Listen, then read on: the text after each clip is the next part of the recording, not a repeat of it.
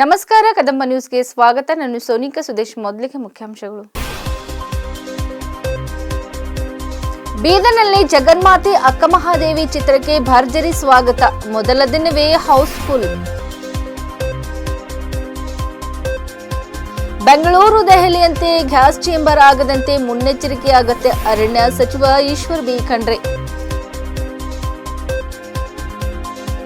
ಬೀದರ್ನಲ್ಲಿ ಭೀಮಾ ಕೋರೆಗಾಂವ್ ಜಯಂತಿ ಆಚರಣೆ. ಸಂಸದ ಸಾಗರ್ ಖಂಡ್ರೆ ಭಾಗಿ. ಶಾಸಕ ಶರಣು ಸಲಗರ್ ಹೇಳಿಕೆಗೆ ವಿರೋಧ. ಮರಾಠಿ ಶಾಲೆಗಳ ರಕ್ಷಣೆಗೆ ಬೈಕ್ ರ್ಯಾಲಿ. ಸುದ್ದಿಯ ವಿವರಗಳು. ಬೀದರ್ನ ಸಪ್ನಾ ಮಲ್ಟಿಪ್ಲೆಕ್ಸ್ ಚಿತ್ರಮಂದಿರದಲ್ಲಿ ಶುಕ್ರವಾರ ಬಿಡುಗಡೆ ಕಂಡ ಜಗನ್ಮಾತೆ ಅಕ್ಕಮಹಾದೇವಿ ಚಲನಚಿತ್ರ ಭರ್ಜರಿ ಯಶಸ್ವಿ ಕಂಡಿತು. ಮೊದಲ ದಿನವೇ ಚಿತ್ರಮಂದಿರ ಹೌಸ್ಫುಲ್ ಆಗಿ ನಡೆಯಿತು. ಈ ಕುರಿತು ಮಾತನಾಡಿದ ನಟಿ ಭವ್ಯ ಅವರು, ವಿಷ್ಣುಕಾಂತ್ ಬಿಜಿ ಅವರ ನಟನೆ, ರಚನೆ, ನಿರ್ದೇಶನ ಈ ಚಿತ್ರಕ್ಕೆ ಸಾಕಷ್ಟಿದೆ. ಇನ್ನು ಯಶಸ್ವಿಯಾಗಿ ಅವರ ಸಿನಿ ಜರ್ನಿ ಮುಂದುವರಿಯಲಿ ಎಂದು ಶುಭ ಹಾರೈಸಿದರು. ನಟ ವಿಷ್ಣುಕಾಂತ್ ಅವರು ಮಾತನಾಡಿ, ಬೀದರ್ನಲ್ಲಿ ಬೆಳೆದ ಕಲಾವಿದರು ಈ ಚಿತ್ರದಲ್ಲಿ ಸುಂದರವಾಗಿ ನಟನೆ ಮಾಡಿದ್ದಾರೆ. ಅವರಿಗೆ ಕೃತಜ್ಞತೆಗಳನ್ನು ಸಲ್ಲಿಸುತ್ತೇನೆ. ಬೀದರ್ನಲ್ಲಿ ಪ್ರೇಕ್ಷಕರು ಮನಪೂರ್ವಕವಾಗಿ ಚಿತ್ರ ವೀಕ್ಷಣೆ ಮಾಡಿ ಚಪ್ಪಾಳೆ ತಟ್ಟಿದ್ದಾರೆ. ಚಿತ್ರವು ಇನ್ನೂ ಹೆಚ್ಚು ಪ್ರಚಾರ ಕಾಣಲೆಂದು ಪ್ರಾರ್ಥಿಸುವೆ ಎಂದರು. ಅಕ್ಕ ಮಹಾದೇವಿ ಚಲನಚಿತ್ರ ವೀಕ್ಷಣೆ ಮಾಡಿದ ಖ್ಯಾತ ವಕೀಲರಾದ ಅಶೋಕ್ ಮಾನೂರೆ ಹಾಗೂ ಸುರೇಶ್ ಪಾಟೀಲ್ ಅವರು ಚಿತ್ರ ಕುರಿತು ಮಾತನಾಡುತ್ತಾ, ಈ ಚಿತ್ರ ನೋಡಿ ಸ್ವತಃ ಅಕ್ಕ ಮಹಾದೇವಿಯವರನ್ನೇ ನೋಡಿದ ಅನುಭವವಾಯಿತು. ಸುಲಕ್ಷಾ ಖೈರಾ ಅವರು ತುಂಬಾ ಭಾವಪ್ರಧಾನವಾಗಿ ನಟನೆ ಮಾಡಿದ್ದಾರೆ. ಸಾಕಷ್ಟು ಜನರು ಈ ಚಿತ್ರ ವೀಕ್ಷಿಸಿ ಬೆನ್ನು ತಟ್ಟಿದ್ದಾರೆ. ಕೌಶಿಕ ಮಹಾರಾಜ ಹಾಗೂ ಬಸವಣ್ಣನವರ ಪಾತ್ರದಲ್ಲಿ ವಿಷ್ಣುಕಾಂತ್ ಅವರು ಕಾಣಿಸಿಕೊಂಡಿದ್ದು ಖುಷಿ ಎನಿಸಿದೆ. ಚಲನಚಿತ್ರ ವೀಕ್ಷಣೆ ಮಾಡಿದ ಪ್ರೇಕ್ಷಕರು ಥೇಟ್ ಅಕ್ಕ ಮಹಾದೇವಿಯವರ ನಟನೆ ಸಾಕ್ಷಾತ್ ಅವರೇ ಕಣ್ಮುಂದೆ ಬಂದು ನಿಂತ ಅನುಭವ. ಸೌಮ್ಯತಾ, ತಾಳ್ಮೆ, ಶಬ್ದಗಳ ಉಚ್ಚಾರಣೆ, ವಚನಗಳ ಪ್ರಸ್ತುತಪಡಿಸುವಿಕೆ ಇವೆಲ್ಲವೂ ಅದ್ಭುತವಾಗಿ ಚಿತ್ರಗಳಲ್ಲಿ ಮೂಡಿ ಬಂದಿವೆ ಎಂದರು. ಇವತ್ತಿನ ದಿವಸ ಬೀದರ ಮಹಾನಗರದಲ್ಲಿ ಅಕ್ಕ ಮಹಾದೇವಿಯವರ ಚಿತ್ರವನ್ನು ಲೋಕಾರ್ಪಣೆಯನ್ನು ಮಾಡತಕ್ಕಂತಹ ಒಂದು ಶುಭ ಸಂದರ್ಭ ಇದು. ಈ ಚಿತ್ರವನ್ನು ಕೇವಲ ಲೋಕಾರ್ಪಣೆ ಮಾಡಿ ಇಷ್ಟು ಹೋಗ್ತಕ್ಕಂಥದ್ದಲ್ಲ, ಪರಿಪೂರ್ಣವಾಗಿ ನಾನು ಈ ಕಾರ್ಯಕ್ರಮದಲ್ಲಿ ಭಾಗಿಯಾಗಿ 2.5 ತಾಸು ಈ ಕಾರ್ಯವನ್ನು ನಾನು ನೋಡಿದ್ದೀನಿ. ಇದಕ್ಕಿಂತ ಪೂರ್ವದಲ್ಲಿ ಮಠದಲ್ಲಿನೂ ಕೂಡ ಒಂದು ಸಲ ಚೆಕ್ ಮಾಡಿ ನೋಡ್ರಿ ಅಪ್ಪವ್ರಿ ಅಂತ ನಮ್ಮ ಅಮ್ಮವರು ಮತ್ತು ಇವರು ವಿಷ್ಣುಕಾಂತ್ಜಿಯವರು ಹೇಳಿದಾಗ ಪರಿಪೂರ್ಣವಾಗಿ ನೋಡಿದ್ದೆ. ಆದರೆ ಇಲ್ಲಿ ನೋಡಿದ್ದ ಆನಂದನೇ ಬೇರೆ, ಅಲ್ಲಿ ನೋಡಿದ್ದ ಆನಂದನೇ ಬೇರೆ. ನಿಜವಾಗ್ಲೂ ಕೂಡ ಭಾಳ ದೊಡ್ಡ ಖುಷಿ ಏನು ಅನ್ನಿಸ್ತೆ ಅಂತಂದರೆ, ಒಂದು 2000 ಇಸ್ವಿಯಲ್ಲಿ, ಅದಕ್ಕಿಂತ ಪೂರ್ವದಲ್ಲಿ ಸ್ವಲ್ಪ ಧಾರ್ಮಿಕ ಚಿತ್ರಗಳು ಅವಾಗವ ಬರ್ತಿದ್ದು. ಅದು ಕ್ರಾಂತಿಯೋಗಿ ಬಸವಣ್ಣರು ಇರ್ಬೋದು, ಅದಕ್ಕಿಂತ ಮೊದಲು ಭಕ್ತ ಶಿರಿಯಾಳ ಅಂತ ಬಂದಿತ್ತು. ಅದಾದ ನಂತರ 25 ವರ್ಷದ ನಂತರ ನಮ್ಮ ವಿಷ್ಣುಕಾಂತ್ಜಿಯವರು ಭಾಳ ದೊಡ್ಡ ಸಾಹಸವನ್ನು ಮಾಡಿ ಅಕ್ಕ ಮಹಾದೇವರ ಚಿತ್ರವನ್ನು ಅತ್ಯಂತ ಸುಂದರವಾಗಿ ಭಾಳ ವೈಭವೀಕರಿಸಿ ಇದ್ದ ಸ್ಥಿತಿಯನ್ನು, ಭಾವನಾತ್ಮಕ ದೃಶ್ಯಗಳನ್ನು ಜನರ ಮನಸ್ಸಿಗೆ ಮುಟ್ಟುವ ಹಾಗೆ ಮಾಡಿರ್ತಕ್ಕಂಥ ಕಾರ್ಯ ನಿಜವಾಗಲೂ ಕೂಡ ಅಪ್ರತಿಮ. ಯಾಕೆ ಇದನ್ನು ಅಪ್ರತಿಮ ಅಂತ ಹೇಳಬೇಕು ಅಂತಂದರೆ, ಇವತ್ತಿನ ಈ ಕಾರ್ಯದಲ್ಲಿ ನಾನು ಕೂಡ ಸ್ವತಃ ಈ ಕಾರ್ಯಕ್ರಮದಲ್ಲಿ ನಾನು ಭಾಗಿಯಾಗಿ 2.5 ತಾಸು ಚಿತ್ರಮಂದಿರದಲ್ಲಿ ನಾನು ಕುಳಿತಿದ್ದೆ. ಕನಿಷ್ಠ ಒಂದು 15 ಸಲ ಆನಂದ ಭಾಷ್ಪಗಳು ಬಂದಿದ್ದು ನೋಡಿನಿ. ಒಂದು 10 ಸಲ ರೋಮಾಂಚನವಾದಂಥ ಘಟನೆಗಳನ್ನು ನಾನು ನೋಡೀನಿ. ಇದು ಯಾವಾಗ ಬರುತ್ತೆ ಅಂತಂದರೆ, ಯಾವಾಗದು ಭಾವ ಪರಿಪೂರ್ಣವಾಗಿ ನೋಡುವ ವ್ಯಕ್ತಿಯ ಆ ದೃಶ್ಯ ಮತ್ತು ಹೃದಯ ಎರಡೂ ಮಾತಾಡುವಾಗ ಮಾತ್ರ, ಭಾವಗಳು ಒಂದಾದಾಗ ಮಾತ್ರ, ಸಮರಸವಾದಾಗ ಮಾತ್ರ ಇಂತಹ ಸನ್ನಿವೇಶಗಳು, ಇಂತಹ ಆನಂದದ ಘಟನೆಗಳು ಬರ್ತವೆ. ಬಿಜೆ ಚಲನಚಿತ್ರ ರಚನೆ, ನಿರ್ಮಾಪಕ, ನಿರ್ದೇಶಕ ಮತ್ತು ಚಲನಚಿತ್ರದಲ್ಲೂ ನಟಿಸಿದ್ದೇನೆ. ಇಂದು ಜಗನ್ಮಾತೆ ಅಕ್ಕಮಹಾದೇವಿ ಚಲನಚಿತ್ರ ಕನ್ನಡ ನಾಡಿನಲ್ಲಿ ಮೈಸೂರಿಂದ ಬೀದರ್ವರೆಗೆ ಎಲ್ಲ ಕಡೆ ರಿಲೀಸ್ ಆಗಿದೆ, ಬಿಡುಗಡೆ ಆಗಿದೆ. ರಿಪೋರ್ಟ್ ಚೆನ್ನಾಗಿದೆ. ನಮ್ಮಲ್ಲಿ ಬೀದರ್ನಲ್ಲಂತೂ ತುಂಬ ಒಂಥರ ಭಕ್ತಿ ಭಾವನೆಯಿಂದ ತುಂಬ ಎಂಜಾಯ್ ಮಾಡಿದ್ದಾರೆ. ಭಾಳ ಒಳ್ಳೆ ಭಾವನೆಯಿಂದ ನೋಡಿದ್ದಾರೆ, ನೋಡಿ ಆಚೆಗೆ ಮಾತಾಡ್ತಾರೆ. ಅದು ಸರ್ವೇ ಸಾಮಾನ್ಯ ಆಗಿರ್ಬೋದು, ಆದರೆ ಆನಂದ ಬಾಷ್ಪಗಳು, ಭಕ್ತಿಯ ಒಂದು ಕಣ್ಣುಗಳು ಅವೇನಿರ್ತವೆ, ಮುಖ ನಮಗೆ ಹೇಳ್ತವೆ. ನಾನು ಏನೂ ಹೇಳಾರೆ, ಯಾಕಂದ್ರೆ ಚಲನಚಿತ್ರದ ತುಂಬ ಎಲ್ಲ ಪಾತ್ರದ ಎಲ್ಲ ಡೈಲಾಗು ನನ್ನದೇ ಇದೆ ಇರೋದರಿಂದ ನಾನು ಪದೇ ನನ್ನ ಡೈಲಾಗ್ ಇರ್ಬೋದು, ಮತ್ತೊಬ್ಬರು ಇರ್ಬೋದು, ಯಾರದೇ ಇರ್ಬೋದು, ಎಲ್ಲ ಚಲನಚಿತ್ರದಲ್ಲಿ ನನ್ನ ಮಾತುಗಳು ಕೇಳಿಸ್ಕೊಳ್ರಿ. ಈ ಗಡಿನಾಡಿನಲ್ಲಿ ಬೀದರ್ನಲ್ಲಿ ಈ ಕಡೆಗೆ ಇಂಥ ರಚನೆ ತುಂಬ ಸ್ವಲ್ಪ ಕಷ್ಟ. ಅದರಲ್ಲೂ ವಿಶೇಷವಾಗಿ ಶರಣರ ಚಲನಚಿತ್ರ ಆಗೋದು ತುಂಬ ಕಷ್ಟ. ಆದರೆ ಇದೇ ಭೂಮಿನಲ್ಲಿ ಬೆಳೆದಿರೋ ಅನೇಕ ಪ್ರತಿಭೆಗಳು ಈ ಚಲನಚಿತ್ರದಲ್ಲಿ ನಟಿಸಿದ್ದಾರೆ. ಅವರಿಗೆಲ್ಲರಿಗೂ ನಮ್ಮ ಚಲನಚಿತ್ರಕ್ಕೂ ಶುಭ ಹಾರೈಸಿ, ನಾನು ಇನ್ನೂ ಚಲನಚಿತ್ರ ಮಾಡಬೇಕು ಮತ್ತು ನಮ್ಮ ಕಲಾವಿದರು ಎಲ್ಲರೂ ಇರಬೇಕಂದ್ರೆ ನಮ್ಮ ಭಾಗದವರು ಎಲ್ಲರೂ ಚಲನಚಿತ್ರ ನೋಡಿದ್ದಾದ ಮೇಲೆ ಬೇರೆ ಏನು ಹೇಳ್ತಾರೆ, ಒಬ್ಬರಿಂದ ಒಬ್ಬರಿಗೆ ಮೌತ್ ಪಬ್ಲಿಸಿಟಿ ಆಗಲಿ. ಆ ಮೌತ್ ಪಬ್ಲಿಸಿಟಿ ಹೇಗಿರುತ್ತೆ ಅಂದರೆ, ಚೆನ್ನಾಗಿದೆ ಅಂತ ಸುಮ್ಮನೆ ಇರೋದಕ್ಕಿಂತ ಮನಸ್ಸಲ್ಲೇ ಅಂದ್ಕೊಂಡು ಮತ್ತೊಬ್ರಿಗೆ ಇನ್ನೊಬ್ರಿಗೆ ಹೇಳ್ತಾ ಈ ಚಲನಚಿತ್ರ ಒಂದು ಯಶಸ್ವಿಯಾಗಲು ತಾವು ಪಾತ್ರ ಆಗಬೇಕಂತ ಕೇಳ್ಕೊತೀನಿ. ಎಲ್ರಿಗೂ ನಮಸ್ಕಾರ.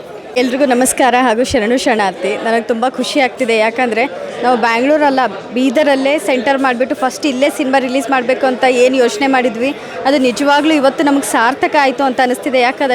ಯಾಕಂದರೆ ಬೀದರ್ ಜನತೆ ಎಲ್ಲ ಬಂದು ಸಿನಿಮಾನ ವೀಕ್ಷಿಸಿ ತುಂಬ ಒಳ್ಳೆಯ ಅಭಿಪ್ರಾಯ ಕೊಟ್ಟರು. ಎಲ್ರಿಗೂ ತುಂಬ ಖುಷಿಯಾಗಿದೆ. ಆದಷ್ಟು ಜನ ಇನ್ನೂ ಹೆಚ್ಚಿನ ಮಟ್ಟಿಗೆ ಬಂದು ಸಿನಿಮಾನ ವೀಕ್ಷಿಸಿ ಅಂತ ನನ್ನ ಕಳಕಳಿಯ ವಿನಂತಿ. ನಮಸ್ಕಾರ. ಚಿತ್ರದಲ್ಲಿ ನನ್ನ ಕೆಲಸ ಮಾಡಲಿಕ್ಕೆ ಒಂದು ಅವಕಾಶ ಸಿಕ್ಕಿದೆ, ಅದು ನನ್ನ ಸೌಭಾಗ್ಯ. ಇದು ಜನ್ಮದ ನನ್ನ ಪುಣ್ಯ ಅನ್ನಬೇಕು. ಯಾಕಂದರೆ ಜಗನ್ಮಾತೆ ಅಕ್ಕ ಮಹಾದೇವಿ ಅಂದರೆ ನಿಮಗೆಲ್ಲ ಗೊತ್ತೇ ಇದೆ. ಅವರನ್ನು ನೋಡಿದವ್ರು ಯಾರೂ ಇಲ್ಲ ಇಲ್ಲಿ. ಆದರೆ ಅವರ ಒಂದು ಪಿಕ್ಚರ್ನಲ್ಲಿ ನನಗೆ ಕೆಲಸ ಸಿಕ್ಕಿರೋದು ತುಂಬ ಖುಷಿ. ಅದರಲ್ಲಿ ವಿಶೇಷವಾಗಿ ಜಗನ್ಮಾತೆ ಅಕ್ಕ ಮಹಾದೇವಿ ಮತ್ತು ಮಡಿವಾಳ ಮಾಚಿದೇವರು ಅಂತೇಳಿ ನಮ್ಮ ನಾಗರಾಜ್ ಜೋಗಿ ಅವರು ಮಾಡಿದ್ದಾರೆ. ಅವರು ತುಂಬ ಚೆನ್ನಾಗಿ ಮಾಡಿದ್ದಾರೆ.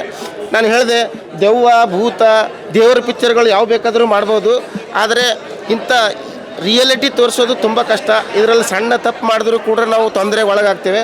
ಅಂಥದ್ರಲ್ಲಿ ನಮ್ಮ BJ ವಿಷ್ಣುಕಾಂತ್ ಸರ್ ಅವರು ಇದಕ್ಕೊಂದು ಎಲ್ಲ ಬಾರಿಕೆಯಿಂದ ನೋಡಿ ಇದಕ್ಕೊಂದು ಒಳ್ಳೆಯ ಒಂದು ಸಿನಿಮಾ ಥರ ರೆಡಿ ಮಾಡಿ ಜನರಿಗೆ ವಚನದ ಮುಖಾಂತರ ಅಲ್ಲದೆ ಪರದೆಯ ಮುಖಾಂತರ ತೋರಿಸುವ ಒಂದು ತುಂಬ ಅದ್ಭುತವಾದ ಪ್ರಯತ್ನವನ್ನು ಮಾಡಿದ್ದಾರೆ. ಅವರಿಗೆ ನಮ್ಮ ಪರವಾಗಿ ತುಂಬ ಹೃದಯದ ಧನ್ಯವಾದಗಳು ಹೇಳ್ತೇವೆ ಇದರಲ್ಲಿ ಪಾತ್ರ ಕೊಟ್ಟಿದ್ದಕ್ಕಾಗಿ. ಹಾಗೆ ಈ ಒಂದು ಕಾಲದಲ್ಲಿ ನಮ್ಮ ಹುಡುಗಿಯರೆಲ್ಲ ಬೇರೆಗೆ ನೋಡಿ ಇಟ್ಟು ಬಟ್ಟೆ ಸಣ್ಣದು ಮಾಡ್ಕೊತ ಹೊಂಟ್ರ. ಈ ಒಂದು ಪಿಕ್ಚರ್ ನೋಡಿದ್ರೆ ನಾವು ಏನೋ ಒಂದು ಕಲಿಬೋದು. ಅಕ್ಕ ಮಹಾದೇವಿ ಥರ ಆಗದೇ ಇಲ್ಲದೆ ಹೋದರೂ ಒಂದು ಸಂಸ್ಕೃತವನ್ನು ನಾವು ಈ ಒಂದು ಸಿನಿಮಾ ನೋಡುವುದರ ಮುಖಾಂತರ ಕಲಿಬೋದು ಅಂತೇಳಿ ನಾನು ಹೇಳ್ತಾ ಇದ್ದೇನೆ. ನೋಡ್ತಾ ಇದ್ದೀರಲ್ಲ, ನ್ಯೂ ಇಯರ್ ಬಂತು ಅಂದ್ರೆ ಹುಡುಗಿಯರ ಸಮೇತ ಕುಡಿದು ತಿರುಗ್ಲತ್ತಾರ. ಅಂಥದ್ರಾಗ ಇವ್ರು ನಮ್ಮ ಸರ್ ಒಂದು ಸಂಸ್ಕೃತವಾದಂಥ ಒಂದು ಪಿಕ್ಚರ್ ವಚನದ ಮುಖಾಂತರ ತೋರಿಸಿದ್ದಾರೆ.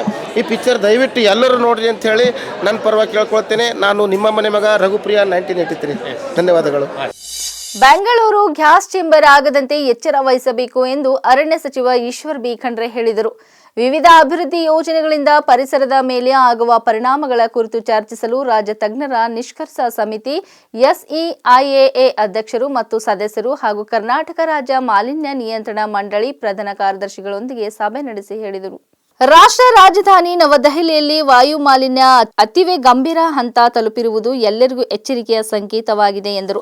ಇತ್ತೀಚೆಗೆ ದೆಹಲಿಗೆ ಭೇಟಿ ನೀಡಿದಾಗ ಹೊಗೆ ಮತ್ತು ಮಂಜಿನಿಂದ ಕೂಡಿದ ವಾತಾವರಣದಲ್ಲಿ ಉಸಿರಾಡಲು ಕಷ್ಟವಾಯಿತು.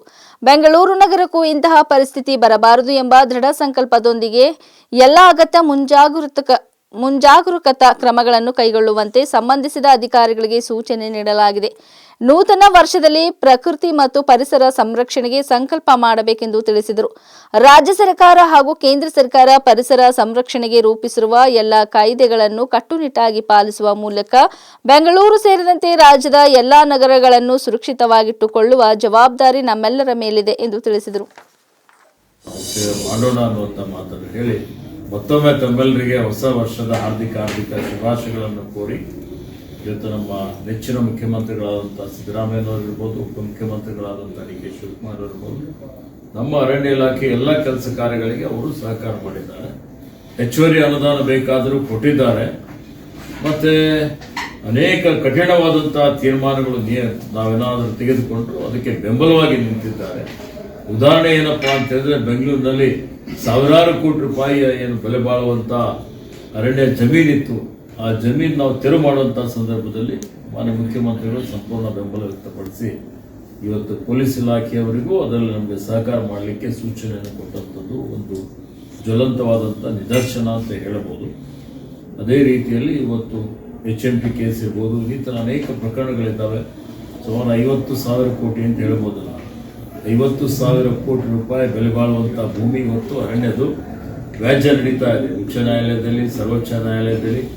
ಇದೆಲ್ಲವನ್ನು ನಾವು ಒಂದೇ ದಿವಸ ಹಿಂಗೆ ಆಗ್ತದೆ ಅಂತಲ್ಲ, ನಾವು ಭಾಳ ಸಂಘಟಿತರಾಗಿ ವ್ಯವಸ್ಥಿತವಾಗಿ ಅದನ್ನು ಬೆನ್ನು ಹತ್ತಿ ಫಾಲೋಅಪ್ ಮಾಡಿ ಅದನ್ನು ರಾಜ್ಯ ಸರ್ಕಾರಕ್ಕೆ 7 ಕೋಟಿ ಕನ್ನಡಿಗರಿಗೆ ಅದು ಉಳಿಸುವಂಥದ್ದು, ಒಂದು ಸಂರಕ್ಷಣೆ ಮಾಡುವಂಥ ಜವಾಬ್ದಾರಿ ನಮ್ಮ ಮೇಲೆ ಇದೆ. ಜೊತೆಯಲ್ಲಿ ನಾವು ಡೈಲಿ ನೋಡ್ತಾ ಇದ್ದೀವಿ, ನಮ್ಮನೆ ಒಳ್ಳೇದಾಗ್ತಿತ್ತು ಅನ್ನುವಂಥದ್ದು. ಅಷ್ಟೊಂದು ಇವತ್ತು ಪೊಲ್ಯೂಷನ್ ಲೆವೆಲಲ್ಲಿ ಜಾಸ್ತಿ ಆಗ್ಬಿಟ್ಟು ಒಂಥರ ಗ್ಯಾಸ್ ಚೇಂಬರ್ ಆಗಿದೆ. ಅದೇ ರೀತಿ ನಾವು ಬೆಂಗಳೂರು ಮಾಡಲಿಕ್ಕೆ ಬಿಡಬಾರ್ದು ಅಂತ ಹೇಳಿದ್ರೆ ಕಠಿಣವಾದಂಥ ಕ್ರಮ ನಾವು ತೆಗೆದುಕೊಳ್ಬೇಕಾಗ್ತದೆ. ಎಲ್ಲ ಕಾನೂನುಗಳು, ಎಲ್ಲ ನಿಯಮಗಳು ಕಟ್ಟುನಿಟ್ಟಾಗಿ ಪಾಲನೆ ಮಾಡುವಂಥ ಜವಾಬ್ದಾರಿ ನಮ್ಮ ಮೇಲೆ ಇದೆ. ಹೀಗಾಗಿ ಇದರಲ್ಲಿ ಎಲ್ಲರೂ ತಾವೆಲ್ಲ ಮಾಡ್ತಾ ಇದ್ದೀರಿ, ತಮ್ಮೆಲ್ಲರ ಸಹಕಾರ ಸಹಯೋಗ ಇದೆ. ಎಲ್ಲ ನಮ್ಮ ಸಿಬ್ಬಂದಿಯವರ ಕೆಳ ಹಂತದಲ್ಲಿ ಇಟ್ಕೊಂಡು ಎಲ್ಲರ ಸಹಕಾರ ತೆಗೆದುಕೊಂಡು ಅದನ್ನು ಅಚೀವ್ ಮಾಡಲಿಕ್ಕೆ ಪ್ರಯತ್ನ ಮಾಡೋಣ ಅಂತೇಳಿ ಮತ್ತೊಮ್ಮೆ ಎಲ್ರಿಗೂ ಶುಭವನ್ನು ಕೋರುತ್ತೇನೆ. ಧನ್ಯವಾದ. ದೇಶದ ಇತಿಹಾಸದಲ್ಲಿ ಶೌರ್ಯ, ಸ್ವಾಭಿಮಾನ ಮತ್ತು ಸಮಾನತೆಯ ಪ್ರತೀಕವಾಗಿರುವ ಭೀಮಾ ಕೋರೆಗಾಂವ್ ಯುದ್ಧದ ಜಯಂತಿಯನ್ನು ಬೀದರ್ ನಗರದಲ್ಲಿ ಭಕ್ತಿಭಾವ ಹಾಗೂ ಅದ್ದೂರಿಯಾಗಿ ಆಚರಿಸಲಾಯಿತು. ಈ ಸಂದರ್ಭದಲ್ಲಿ ಲೋಕಸಭಾ ಸಂಸದ ಸಾಗರ್ ಖಂಡ್ರೆ ಅವರು ಕಾರ್ಯಕ್ರಮದಲ್ಲಿ ಭಾಗವಹಿಸಿ ಮಹಾನ್ ಹೋರಾಟಗಾರರಿಗೆ ಗೌರವ ನಮನ ಸಲ್ಲಿಸಿದರು. ನಗರದಲ್ಲಿ ಆಯೋಜಿಸಲಾಗಿದ್ದ ಜಯಂತಿ ಕಾರ್ಯಕ್ರಮದಲ್ಲಿ ನೀಲಿ ಶಾಲು ಧರಿಸಿದ ಅನೇಕ ಯುವಕರು, ದಲಿತ ಸಂಘಟನೆಗಳ ಮುಖಂಡರು ಹಾಗೂ ಸಾರ್ವಜನಿಕರು ಭಾಗವಹಿಸಿದರು. ಭೀಮಾ ಕೋರೆಗಾಂವ್ ಯುದ್ಧದ ವೀರರಿಗೆ ಪುಷ್ಪಾರ್ಚನೆ ಸಲ್ಲಿಸಿ ಸಮಾನತೆ ಮತ್ತು ನ್ಯಾಯದ ಸಂದೇಶ ಸಾರುವ ಘೋಷಣೆಗಳು ಮೊಳಗಿದವು. ಕಾರ್ಯಕ್ರಮದಲ್ಲಿ ಮಾತನಾಡಿದ ಸಂಸದ ಸಾಗರ್ ಖಂಡ್ರೆ, ಭೀಮಾ ಕೋರೆಗಾಂವ್ ಜಯಂತಿ ಆಚರಣೆ ಕೇವಲ ಉತ್ಸವವಲ್ಲ, ಅದು ಸಾಮಾಜಿಕ ನ್ಯಾಯಕ್ಕಾಗಿ ನಡೆದ ಐತಿಹಾಸಿಕ ಹೋರಾಟವನ್ನು ಸ್ಮರಿಸುವ ದಿನವಾಗಿದೆ. ಡಾಕ್ಟರ್ ಬಿಆರ್ ಅಂಬೇಡ್ಕರ್ ಅವರು ಸಾರಿದ ಸಂವಿಧಾನಾತ್ಮಕ ಮೌಲ್ಯಗಳನ್ನು ಯುವ ಜನತೆ ಅರ್ಥ ಮಾಡಿಕೊಂಡು ಸಮಾಜದಲ್ಲಿ ಸಮಾನತೆ, ಸಹೋದರತ್ವವನ್ನು ಬೆಳೆಸಬೇಕು ಎಂದು ಹೇಳಿದರು. ಪರಿವಾರದ ವತಿಯಿಂದ ಹೊಸ ವರ್ಷದ ಶುಭಾಶಯಗಳು. ಅದ್ರ ಜೊತೆ ಏನು 208ನೇ ಭೀಮಾ ಕೋರೆಗಾಂವ್ ವಿಜಯೋತ್ಸವದ ಕೂಡ ಹಾರ್ದಿಕ ಶುಭಾಶಯಗಳನ್ನು ಸಲ್ಲಿಸುತ್ತೇನೆ. ಸುಮಾರು 1818ರಲ್ಲಿ ಏನು ಯುದ್ಧ ಆಗಿತ್ತು, ಆ ಸಮಯದಲ್ಲಿ ಏನು ಸಮಾಜ ಇರ್ಬೋದು, ಬೇರೆ ಎಲ್ಲ ಸಮಾಜ ಇರ್ಬೋದು, ಅವಾಗ ಏನು ಯುದ್ಧ ಆಗಿತ್ತು, ಅದರಲ್ಲಿ ಏನು ಆರ್ಮಿ ಕಡಿಮೆ ಇದ್ರು ಕೂಡ ಅವರು ವಿಜಯ ಆಗಿದ್ರು. ಆ ವಿಜಯವನ್ನೇ ಇವತ್ತಿನ ದಿವಸ ಇಷ್ಟು 208 ವರ್ಷ ಆದ್ಮೇಲೂ ಕೂಡ ಎಲ್ಲರೂ ಕೂಡ ನಾವು ವಿಜಯೋತ್ಸವ ಮನಾಯಿಸ್ತೀವಿ. ಇದು ವಿಜಯೋತ್ಸವ ಮಾಡೋ ಉದ್ದೇಶ ಏನು ಅಂತಂದ್ರೆ ಎಲ್ಲರೂ ಕೂಡ ನಾವು ಸಮಾನವಾಗಿರ್ಬೇಕು. ಬಾಬಾ ಸಾಹೇಬ್ ಅಂಬೇಡ್ಕರ್ ಅವರು ಕೂಡ ಇದನ್ನು ವಿಜಯೋತ್ಸವನು ಕೂಡ ಅವರು ಕೂಡ ಪಾಲನೆ ಮಾಡ್ತಾ ಅವರು ಬಂದಿದ್ರು. ಬಸವಕಲ್ಯಾಣ ತಾಲೂಕಿನಲ್ಲಿ ಮರಾಠಿ ಶಾಲೆಗಳನ್ನು ಬಂದ್ ಮಾಡುವ ಕುರಿತು ಶಾಸಕ ಶರಣು ಸಲಗರ್ ನೀಡಿದ ಹೇಳಿಕೆಯನ್ನು ಖಂಡಿಸಿ ಶಿವ ಸಂಗ್ರಾಮ್ ಸಂಘಟನೆಯ ತಾಲೂಕಾ ಅಧ್ಯಕ್ಷ ಸಂತೋಷ್ ರಾಮರಾವ್ ಬಿರಾದರ್ ಅವರ ನೇತೃತ್ವದಲ್ಲಿ ಪ್ರತಿಭಟನೆ ನಡೆಸಿದರು. ಶಾಸಕರ ಹೇಳಿಕೆ ಮರಾಠಿ ಭಾಷೆ ಹಾಗೂ ಸಂಸ್ಕೃತಿಗೆ ಅವಮಾನವಾಗಿದೆ ಎಂದು ಆರೋಪಿಸಿದ ಪ್ರತಿಭಟನಾಕಾರರು ಬೈಕ್ ರ್ಯಾಲಿ ಮೂಲಕ ತಮ್ಮ ಆಕ್ರೋಶ ವ್ಯಕ್ತಪಡಿಸಿದರು. ಮರಾಠಿ ಶಾಲೆಗಳನ್ನು ಉಳಿಸಿ ಭಾಷಾ ವೈವಿಧ್ಯತೆಯನ್ನು ಗೌರವಿಸಬೇಕು. ಕನ್ನಡ ಶಾಲೆಗಳೊಂದಿಗೆ ಮರಾಠಿ ಶಾಲೆಗಳು ಮಕ್ಕಳ ಶಿಕ್ಷಣಕ್ಕೆ ಅವಶ್ಯಕವಾಗಿದೆ ಎಂದು ಹೇಳಿದರು. ಅವುಗಳನ್ನು ಬಂದ್ ಮಾಡುವ ಯಾವುದೇ ಪ್ರಯತ್ನವನ್ನು ಸಹಿಸಲಾಗುವುದಿಲ್ಲ ಎಂದು ಎಚ್ಚರಿಸಿದರು. त्या संस्थेमध्ये अनेक लोक कानडी विद्यार्जन करतात. मुंबई महाराष्ट्राच्या राजधानीमध्ये देखील कन्नड माध्यमाच्या शाळा आहेत. हे इथल्या आमदार साहेबांना सांगण्यासाठी म्हणून आलोय. म्हणून आम्ही केवळ मराठी नाही शिकलो म्हणून आमचं कल्याण होतंय जर तुम्ही सांगत असाल. आणि बोलता बोलता काही लोकांविषयी अपशब्द देखील इथल्या आमदारांनी काढलेला आहे. मी आज मला सांगताना हे स्थानिक लोकांतून देखील त्या गोष्टीचा विरोध झाला पाहिजे. कोणी विरोध केला म्हणून त्याला गणोजी शिर्केची अवलाद, कोणी विरोध केला म्हणून त्याला अमुकाची अवलाद, तमुकाची अवलाद म्हणण्याचा अधिकार आमचा समाज कुण्या लोकप्रतिनिधीला दिला नाही. तेवढा कमजोर मराठा समाज नाही. ನಾಳೆ ಶನಿವಾರ ಪ್ರತಿಷ್ಠಾಪನೆ ಆಗಲಿರುವ ವಾಲ್ಮೀಕಿ ಪ್ರತಿಮೆ ಕಾರ್ಯಕ್ರಮ ಸಂಬಂಧ ಬ್ಯಾನರ್ ಕಟ್ಟುವ ವಿಚಾರದಲ್ಲಿ ಬಳ್ಳಾರಿಯಲ್ಲಿ ಕಳೆದ ರಾತ್ರಿ 2 ಗುಂಪುಗಳ ನಡುವೆ ಜಗಳ ಆರಂಭವಾಗಿ ಘರ್ಷಣೆ ನಡೆದು ಪರಿಸ್ಥಿತಿ ಬೂದಿ ಮುಚ್ಚಿದ ಕೆಂಡದಂತಿದೆ ಎಂದು ಪೊಲೀಸರು ಸೆಕ್ಷನ್ 144 ಜಾರಿ ಮಾಡಿದ್ದಾರೆ. ಬ್ಯಾನರ್ ಕಟ್ಟುವ ವಿಚಾರವಾಗಿ ನಡೆದ ಗಲಾಟೆ ವಿಕೋಪಕ್ಕೆ ತಿರುಗಿ ಕಾಂಗ್ರೆಸ್ ಕಾರ್ಯಕರ್ತ ಗುಂಡೇಟಿಗೆ ಬಲಿಯಾದ ದಾರುಣ ಘಟನೆ ಬಳ್ಳಾರಿಯಲ್ಲಿ ನಡೆಯಿತು. ಶಾಸಕ ಜನಾರ್ದನ್ ರೆಡ್ಡಿ ಮನೆ ಎದುರು ಈ ಘಟನೆ ನಡೆದಿದೆ. ನಾಳೆ ವಾಲ್ಮೀಕಿ ಪುತ್ಥಳಿ ಅನಾವರಣ ಕಾರ್ಯಕ್ರಮದ ಹಿನ್ನೆಲೆ ಬಳ್ಳಾರಿ ನಗರದಾದ್ಯಂತ ಬ್ಯಾನರ್ಗಳನ್ನು ಅಳವಡಿಸಲಾಗುತ್ತಿದೆ. ಅದೇ ರೀತಿ ಅವಂಬಾವಿಯ ಜನಾರ್ದನ್ ರೆಡ್ಡಿ ಅವರ ನಿವಾಸದೆದುರು ಬ್ಯಾನರ್ ಅಳವಡಿಸುವುದನ್ನು ಅವರ ಬೆಂಬಲಿಗರು ವಿರೋಧಿಸಿದ್ದಾರೆ. ಈ ವೇಳೆ ಜನಾರ್ದನ್ ರೆಡ್ಡಿ ಹಾಗೂ ಶಾಸಕ ಭರತ್ ರೆಡ್ಡಿ ಬೆಂಬಲಿಗರ ನಡುವೆ ಭೀಕರ ಸಂಘರ್ಷವೇ ನಡೆದು ಹೋಗಿದೆ. ಈ ಸಂಘರ್ಷದ ನಡುವೆ ಅಚಾನಕ್ ಆಗಿ ಸಿಡಿದ ಗುಂಡಿಗೆ ಕಾಂಗ್ರೆಸ್ ಕಾರ್ಯಕರ್ತ ರಾಜಶೇಖರ್ ಮೃತಪಟ್ಟಿದ್ದಾರೆ.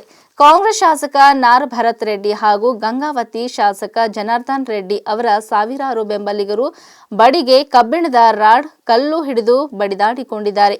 ಶಾಸಕ ನಾರ ಭರತ್ ರೆಡ್ಡಿ ಆಪ್ತ ಸತೀಶ್ ರೆಡ್ಡಿ ಖಾಸಗಿ ಅಂಗರಕ್ಷಕರು ಗುಂಡು ಹಾರಿಸಿದ್ದಾರೆ. ಪರಿಸ್ಥಿತಿ ನಿಯಂತ್ರಿಸಲು ಪೊಲೀಸರು 6 ಸುತ್ತು ಗಾಳಿಯಲ್ಲಿ ಗುಂಡು ಹಾರಿಸಿ ಬಳಿಕ ಗೋಲಿಬಾರ್ ನಡೆಸಿದ್ದಾರೆ. ಈ ವೇಳೆ ಗುಂಡೇಟಿಗೆ ಓರ್ವ ಯುವಕ ಬಲಿಯಾಗಿದ್ದಾನೆ. ಹಲವಾರು ಮಂದಿ ಗಾಯಗೊಂಡಿದ್ದಾರೆ. ನಗರದಲ್ಲಿ 144 ಸೆಕ್ಷನ್ ಜಾರಿ ಮಾಡಲಾಗಿದೆ.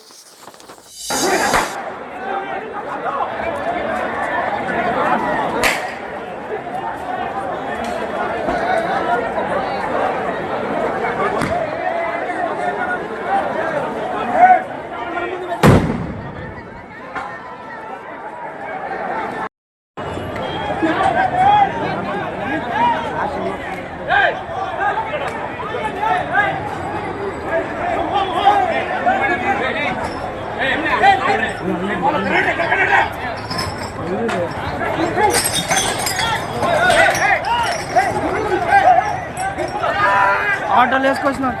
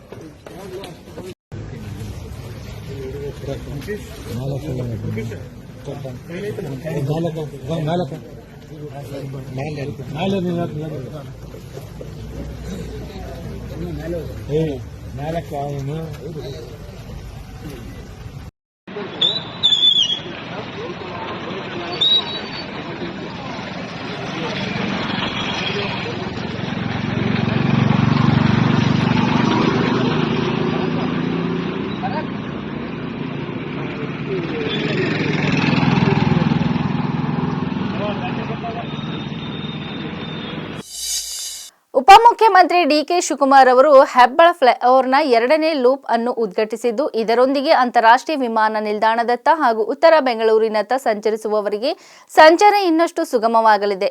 ಹೆಬ್ಬಾಳ ಮೇಲ್ಸೇತುವೆ 2ನೇ ಲೂಪ್ ಅನ್ನು ಉದ್ಘಾಟಿಸಿದ ಬಳಿಕ ಮಾತನಾಡಿದ ಅವರು, ಹೆಬ್ಬಾಳ ಬಳಿ ಸಂಚಾರ ದಟ್ಟಣೆ ಕುರಿತು ಹಲವು ದೂರುಗಳು ಕೇಳಿಬಂದಿತ್ತು. ಈ ಹಿನ್ನೆಲೆಯಲ್ಲಿ ನಾವು ತಕ್ಷಣ ಕ್ರಮ ಕೈಗೊಂಡು ಪರಿಹಾರ ಕಂಡುಕೊಂಡಿದ್ದೇವೆ. ಇದರಿಂದ ಸಂಚಾರ ದಟ್ಟಣೆ ಗಣನೀಯವಾಗಿ ಕಡಿಮೆ ಆಗುತ್ತದೆ ಎಂದು ಹೇಳಿದರು. 50 ವರ್ಷಗಳನ್ನು ಪೂರೈಸಿರುವ ಬೆಂಗಳೂರು ಅಭಿವೃದ್ಧಿ ಪ್ರಾಧಿಕಾರ ಅನೇಕ ಐತಿಹಾಸಿಕ ಯೋಜನೆಗಳನ್ನು ಕೈಗೆತ್ತಿಕೊಂಡಿದೆ.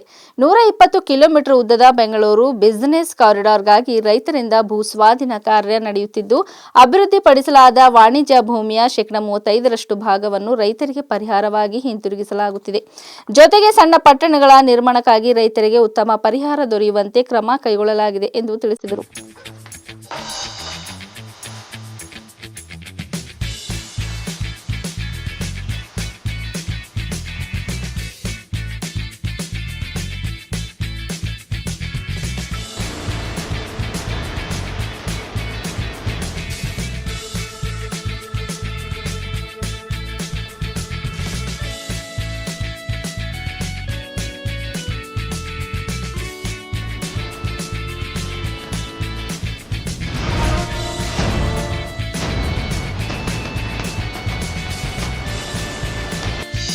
ಇಲ್ಲಿವರೆಗೆ ಸುದ್ದಿ ಕೊಟ್ಟಿದ್ದು ನಾನು ಸೋನಿಕಾ ಸುದೇಶ್. ಮುಂದಿನ ಸುದ್ದಿಯೊಂದಿಗೆ ಮತ್ತೆ ಭೇಟಿಯಾಗೋಣ. ವಂದನೆಗಳು.